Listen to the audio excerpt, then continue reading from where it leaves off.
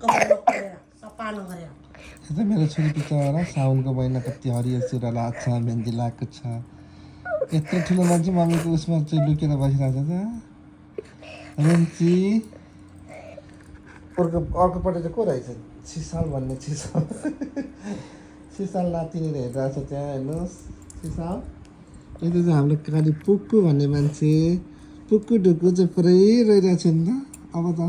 पुरै लाज लाग्ने भयो त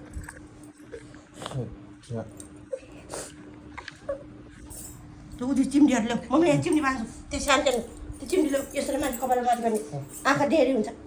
छिटो त्यहाँ सुटिङ हुँदैछ सुटिङ हुँदैछ